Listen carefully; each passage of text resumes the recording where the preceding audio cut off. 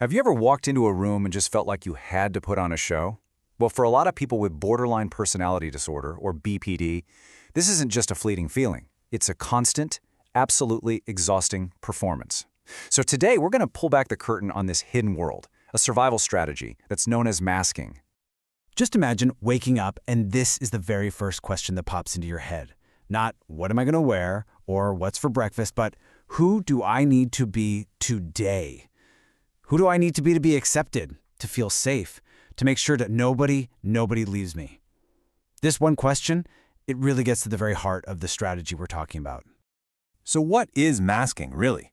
Well, you can think of it as the act of hiding your true thoughts, your real feelings, your gut impulses. It's about building a whole new persona, one that you believe other people will find, well, more likable, more palatable. And it's all driven by this really deep need for acceptance and a powerful fear of being abandoned. To really get what this feels like, we've got to go behind the curtain of this hidden performance. So we're going to follow a character we'll just call Alex to see what this whole experience is like from the inside out. So meet Alex. To everyone else, Alex is that person you just love to be around. You know, they're charming, agreeable, always seem to say the perfect thing at the perfect time. But here's what you can't see: the constant calculation. Every single smile, every nod, every laugh, it's a carefully chosen move in a really high-stakes social game. Okay, and this is where you can really see the massive difference. On one side, you've got the mask, confident, in control, calm, fun. But on the other side, that's the reality churning underneath, a chaotic inner storm. Gestures that are planned out instead of just felt. And beneath it all, this deep, all-consuming fear of being left completely alone. Now, this performance, it might seem like it's working for a while, but it comes at a huge psychological price, building and building into this really dangerous internal conflict. Think about it. Behind that perfectly calm face, all these powerful emotions are just being shoved down. All the normal human stuff, anger, sadness, fear, even shame, it has nowhere to go. So it just gets bottled up, building pressure inside like a ticking time bomb. And then, eventually it happens. One tiny little crack appears in that perfect facade. You know, maybe it's a text that doesn't get a reply right away, or a comment that's just slightly misunderstood. And suddenly the mask slips. And all that suppressed emotion, supercharged by the terror of abandonment, just comes rushing out.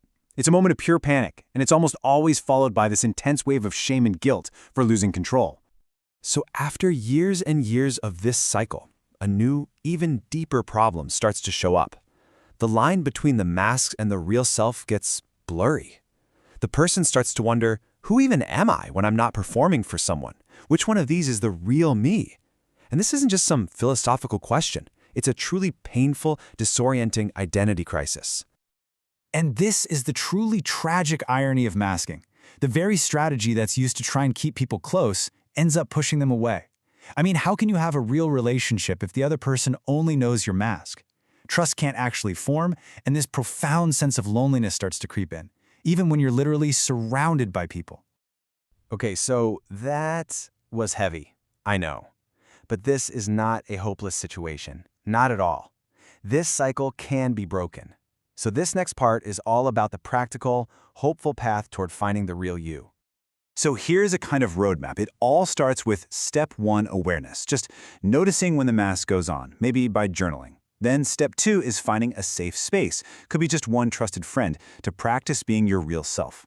Step 3 is huge, setting gentle boundaries, learning that no is a complete sentence and you don't have to feel guilty about it. And of course, step 4 is seeking professional support, and step 5, practicing self-compassion through this whole journey. And when we talk about that professional support, therapies like dialectical behavior therapy, or DBT, are fantastic because they're specifically designed to help with emotional regulation and identity. Trauma-informed coaching can also be an incredible resource on this journey. So what's the payoff for all this incredibly hard work? It is nothing short of freedom. The profound, incredible relief that comes from finally, truly being seen for who you are. Let's be real for a second. Keeping that performance up, day after day, is utterly exhausting. But being authentic, that's liberating. It opens the door to genuine connection, which is the very thing the mask was trying and failing to get in the first place.